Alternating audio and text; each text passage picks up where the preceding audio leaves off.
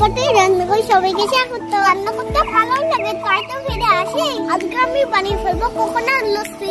জলদি জলদি দাঁড়াও কোকোনাট লস্যি বানিয়ে ফেলি। এই ডাবটা দিয়ে কোকোনাট লস্যি বানাবো। এই ডাবটার মধ্যে মোটা আছে, ঝটপট বের করে নিই। এই দেখো কি সুন্দর জল করছে। জলটা আমি ঢেলে দেবো। তার মধ্যে আমি দইটা দিয়ে দিচ্ছি। এরপর আমি স্বাদ মতো চিনি দিয়ে দিচ্ছি।